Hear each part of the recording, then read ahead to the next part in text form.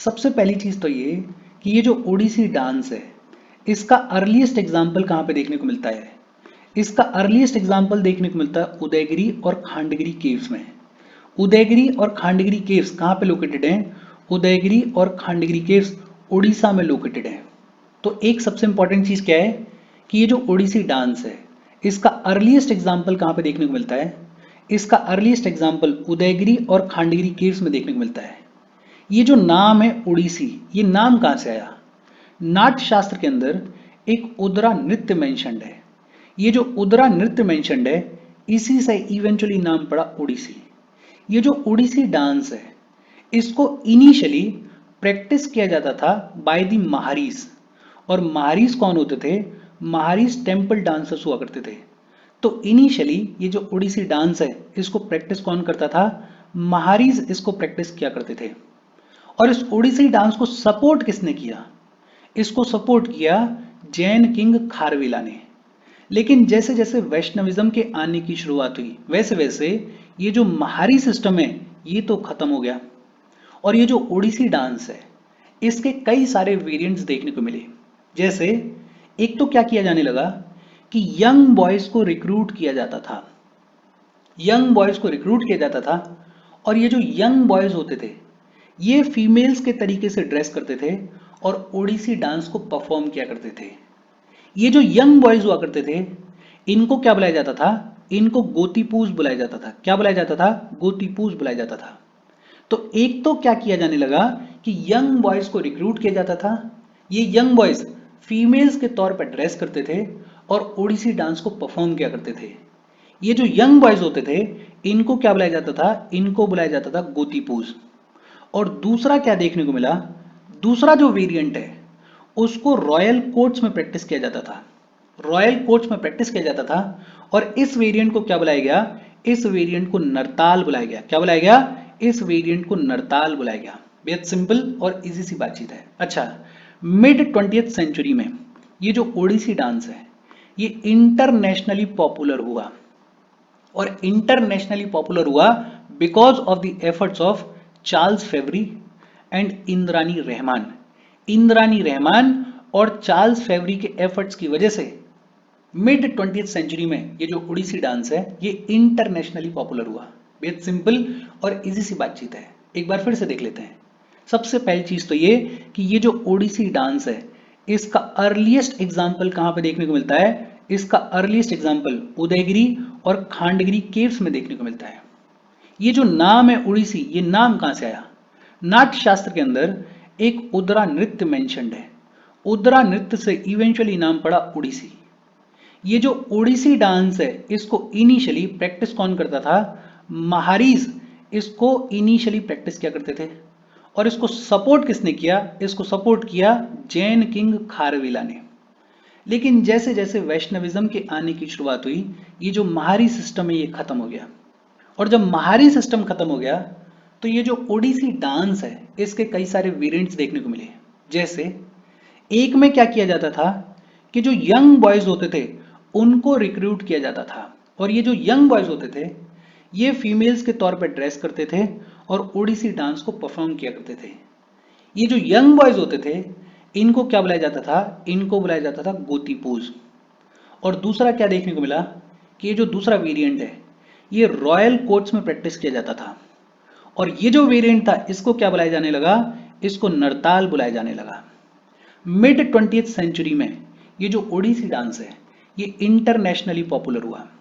और internationally popular हुआ because of the efforts of Charles Fabri and Indrani Rahman. बेहद simple और इजी सी बातचीत है। हम आगे बढ़ें उससे पहले वीडियो पे लाइक के बटन को दबा दो। लाइक दबाना जरूरी है बिकॉज यूट्यूब ऐसे ही फंक्शन करता है। जब आप वीडियो पे लाइक के बटन को दबाते हो तो यूट्यूब वीडियो को कंसिडर करता है और थोड़ा सा पुश कर देता है। तो लाइक का बटन दबा दो, शेयर कर दो अपने सोशल मीडिया हैंडल्स पे, व्हाट्सएप वगैरह पे अपने फ्रेंड्स को। जो भी लोग इसमें इंटरेस्टेड हैं, इससे रिलेटेड पढ़ाई कर रहे हैं, उनको शेयर कर दो। अगर चैनल को सब्सक्राइब नहीं किया है तो फॉर श्योर चैनल को सब्सक्राइब कर लो। और अगर आप केपेबल हो हेल्प करना चाहते हो तो आप हमें हेल्प कर सकते हो by clicking on the join button, या फिर आप कंट्रीब्यूट कर सकते हो क्यूआर कोड को स्कैन करके। अच्छा, इसके बाद बात आती है फीचर्स ऑफ ओडिसी डांस के बारे में। ओडिसी डांस के फीचर्स क्या क्या हैं? एक तो जब मुद्रास की बात होती है और पोस्चर्स की बात होती है, तो ये जो ओडिसी डांस है ये भरतनाट्यम के साथ में सिमिलैरिटीज दिखाता है। जो मुद्रा और जो पोस्चर्स भरतनाट्यम में देखने को मिलते हैं, वही मुद्रास और वही पोस्चर्स ओडिसी डांस में भी देखने को मिलते हैं। तो मुद्रास के कॉन्टेक्स्ट में और पोस्चर्स के कॉन्टेक्स्ट में ये जो ओडिसी डांस है it is similar to Bharatanatyam. दूसरा, ओडिसी डांस के अंदर पोस्चर्स देखने को मिलते हैं। प्राइमरीली जो पोस्चर देखने को मिलता है वो है त्रिभंगा पोस्चर। ये जो इमेज आप देख रहे हो ये इमेज है त्रिभंगा पोस्चर की। Tribhanga posture, three bended form of body. ये त्रिभंगा पोस्चर आमतौर पे ओडिसी डांस में देखने को मिलता है। त्रिभंगा पोस्चर के अलावा चौक पोस्चर भी ओडिसी डांस में देखने को मिलता है। और ये जो चौक पोस्चर होता है इसमें हाथों को स्प्रेड किया जाता है और ये जो चौक पोस्चर है ये मस्कुलिनिटी को दिखाने के लिए किया जाता है। तो ओडिसी डांस में प्राइमरीली त्रिभंगा पोस्चर देखने को मिलता है और चौक पोस्चर भी देखने को मिलता है। ओडिसी डांस के दौरान जो डांसर होता है उसकी लोअर बॉडी स्टैटिक रहती है। उसकी जो लोअर बॉडी होती है वो बहुत ज़्यादा मूव नहीं करती है, लेकिन जो अपर बॉडी होती है, जो टोर्सो होता है, वो मूव करता है। और ओडिसी डांस में हैंड जेस्चर्स जो हैं वो बेहद इंपॉर्टेंट रोल प्ले करते हैं। सिंपल सी बातचीत है। एक हमने क्या देखा कि मुद्रास के मामले में और पोस्चर्स के मामले में ये जो ओडिसी डांस है it is similar to Bharatanatyam. दूसरा हमने देखा कि ओडिसी डांस में एक तो त्रिभंगा पोस्चर देखने को मिलता है। त्रिभंगा पोस्चर के अलावा चौक पोस्चर देखने को मिलता है। और ओडिसी डांस के दौरान डांसर की जो लोअर बॉडी होती है वो तो स्टैटिक रहती है, लेकिन जो अपर बॉडी होती है, जो टोर्सो होता है, वो मूव करता है। और हैंड जेस्चर्स का बड़ा इंपॉर्टेंट रोल होता है ओडिसी डांस में। अच्छा, ओडिसी डांस की जो फॉर्म्स हैं उनको मोबाइल स्कल्पचर्स भी बुलाया जाता है। ओडिसी डांस की फॉर्म्स को मोबाइल स्कल्पचर्स भी बुलाया जाता है। मोबाइल स्कल्पचर्स क्यों बुलाया जाता है? बिकॉज जो डांसर होता है वो अपनी बॉडी के साथ में जियोमेट्रिकल शेप्स को क्रिएट करता है, पैटर्न्स को क्रिएट करता है। तो जो ओडिसी डांस की फॉर्म्स होती हैं उनको मोबाइल स्कल्पचर्स भी बुलाया जाता है। ओडिसी डांस के एलिमेंट्स क्या क्या हैं, और एलिमेंट्स अपने आप में इंपॉर्टेंट हैं। पहला एलिमेंट है मंगल चरण। मंगल चरण का मतलब ओडिसी डांस की बिगिनिंग। और शुरुआत में क्या किया जाता है? धरती माँ के लिए, मदर अर्थ के लिए फूल अर्पित किए जाते हैं, फूल दिए जाते हैं। ये जो beginning of the Odissi dance है इस एलिमेंट को क्या बुलाया जाता है? मंगल चरण बुलाया जाता है। दूसरा है बाटो नृत्य। और ये जो बाटो नृत्य होता है इसमें त्रिभंगा पोस्चर देखने को मिलता है, इसमें चौक पोस्चर देखने को मिलता है। तीसरा एलिमेंट है पल्लवी। और पल्लवी में फेशियल एक्सप्रेशंस को दिखाया जाता है, फेशियल एक्सप्रेशंस को यूज किया जाता है और सॉन्ग को रिप्रेजेंट किया जाता है। चौथा एलिमेंट है थारी जाम। थारी जाम प्योर डांस होता है। ओडिसी डांस की जो परफॉर्मेंस होती है उसको कंक्लूड करने से पहले जो प्योर डांस किया जाता है उसको बुलाया जाता है थारी जाम। और ओडिसी डांस के जो कंक्लूडिंग आइटम्स हैं वो भी दो टाइप के होते हैं। दो टाइप के कंक्लूडिंग आइटम्स देखने को मिल सकते हैं। एक मिल सकता है मोक्ष देखने को, और अगर मोक्ष के थ्रू परफॉर्मेंस को कंक्लूड किया जा रहा है तो मैसेज दिया जा रहा है लिबरेशन का। और दूसरा होता है त्रिखंड मजूरा। और अगर त्रिखंड मजूरा के थ्रू ओडिसी डांस परफॉर्मेंस को कंक्लूड किया जा रहा है तो एक तरीके से जो डांसर होता है वो परमिशन लेता है भगवान की, वो परमिशन लेता है ऑडियंस की, वो परमिशन लेता है स्टेज की, स्टेज को छोड़ के जाने के लिए, परफॉर्मेंस को कंक्लूड करने के लिए। तो ओडिसी डांस के एलिमेंट्स की अगर बात करें तो एक है मंगल Charan. Mangal Charan is basically the beginning of Odissi dance. दूसरा बाटो नृत्य। बाटो नृत्य में त्रिभंगा पोस्चर और चौक पोस्चर देखने को मिलता है। तीसरा पल्लवी। पल्लवी में फेशियल एक्सप्रेशंस को यूज किया जाता है। चौथा Tharijham. Tharijham is basically the pure dance before the conclusion of performance. और पांचवा दो टाइप के कंक्लूडिंग आइटम्स, एक मोक्ष और दूसरा त्रिखंड मजूरा। ये जो ओडिसी डांस है, ओडिसी डांस में हिंदुस्तानी क्लासिकल म्यूजिक को यूज किया जाता है। ओडिसी डांस में हिंदुस्तानी क्लासिकल म्यूजिक को यूज किया जाता है। और इंस्ट्रूमेंट्स कौन कौन से यूज किए जाते हैं? इंस्ट्रूमेंट्स के तौर पे मंजीरा को यूज किया जाता है, पखवाज को यूज किया जाता है। पखवाज क्या होता है? ड्रम होता है, हमने पिछले वाले सेशंस में पढ़ा हुआ है। तो पखवाज को यूज किया जाता है, सितार को यूज किया जाता है और फ्लूट को यूज किया जाता है। तो ओडिसी डांस में एक तो हिंदुस्तानी क्लासिकल म्यूजिक को यूज किया जाता है और इंस्ट्रूमेंट के तौर पे मंजीरा को यूज किया जाता है, पखवाज को यूज किया जाता है, सितार को यूज किया जाता है, फ्लूट को यूज किया जाता है। और ये जो ओडिसी डांस का कंपोजिशन होता है, इसमें कभी कभार गीता गोविंद के लिरिक्स को भी यूज किया जाता है। गीता गोविंद किसने लिखी है? जयदेव ने लिखी है, होपफुली आपको याद होगा। तो जो लोकल पोएट्स होते हैं वो ओडिसी डांस के कंपोजिशन में गीता गोविंद के लिरिक्स को भी यूज कर लेते हैं। अच्छा, ये जो ओडिसी डांस है ये क्या सिंबलाइज करता है? ये सिंबलाइज करता है एलिमेंट ऑफ वाटर को, वाटर के एलिमेंट को सिंबलाइज करता है ओडिसी डांस। जो विमेन डांसर होती हैं उनकी हेयर स्टाइल जो है वो बहुत ही इलेबोरेट होती है।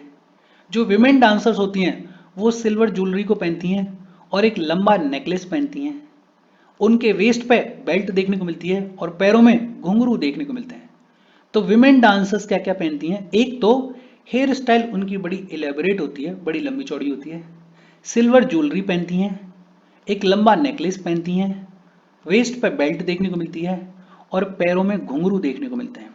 अच्छा, ओडिसी डांस के फेमस प्रोपोनेंट्स की अगर बात करें तो एक गुरु पंकज चरण दास हैं, दूसरे सोनल मानसिंह, तीसरे शेरोन लोविन। ये जो शेरोन लोविन है ये कहां पर है? ये यूएसए में है। और इसके बाद आनंदिनी दासी, आनंदिनी दासी कहां पर है? अर्जेंटीना में है। ये फेमस प्रोपोनेंट्स हैं ओडिसी डांस के। एक बार फिर से देख लेते हैं पूरी बातचीत को। देखो, एक तो ये जो ओडिसी डांस है इसका अर्लीस्ट एग्जाम्पल कहां पे देखने को मिलता है? उदयगिरी और खांडगिरी केव्स में देखने को मिलता है। ये जो ओडिसी नाम है ये कहां से आया? नाट्य शास्त्र के अंदर उदरा नृत्य मेंशन्ड है। ये जो उदरा नृत्य है इसी से इवेंचुअली नाम पड़ा ओडिसी। इनिशियली ये जो ओडिसी डांस है इसको प्रैक्टिस किया जाता था बाय द महारीज और इस ओडिसी डांस को सपोर्ट किया जैन किंग खारविला ने। लेकिन जब महारी सिस्टम खत्म हो गया तो ओडिसी डांस में कई सारे वेरिएंट्स देखने को मिले। जैसे एक क्या होता था कि यंग बॉयज को रिक्रूट किया जाता था और ये जो यंग बॉयज होते थे ये फीमेल्स के तौर पर ड्रेस करते थे और ओडिसी डांस को परफॉर्म किया करते थे। ये जो यंग बॉयज होते थे इनको क्या बुलाया जाता था? इनको गोतीपूज बुलाया जाता था। और दूसरा एक और वेरिएंट आया जो कि प्रैक्टिस किया जाता था रॉयल कोर्ट्स में और ये जो वेरिएंट था इसको क्या बुलाया जाता था? इसको नरताल बुलाया जाता था। मिड 20th सेंचुरी में ये जो ओडिसी डांस है ये इंटरनेशनली पॉपुलर होगा। किसके एफर्ट्स की वजह से? चार्ल्स फेवरी और इंद्रानी रहमान के एफर्ट्स की वजह से।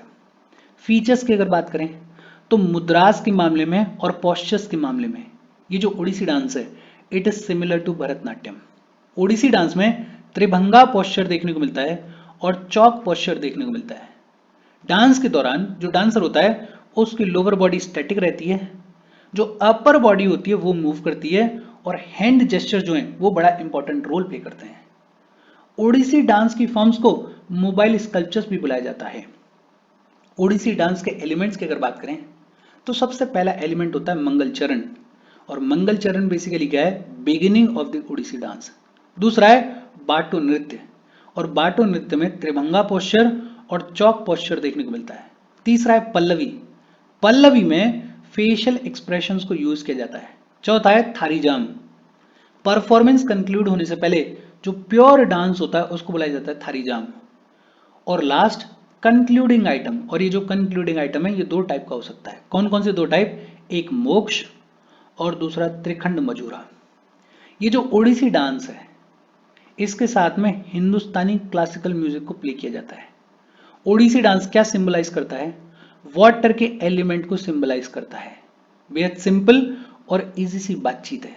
होपफुली ये सारी चीजें आपको समझ में आई होंगी। अपने शॉर्ट नोट्स बनाते चलना, शॉर्ट नोट्स को रिवाइज करते चलना, थोड़ा कंपैरिजन फॉर्मेट में भी देखते चलना कि बाकी डांस में क्या हो रहा है और इसमें क्या हो रहा है, और चीज़ों को अगर रिवाइज करोगे तो चीज़ें आपको याद हो जाएंगी। कोई डाउट हो तो कमेंट करके पूछ लेना। Thank you very much.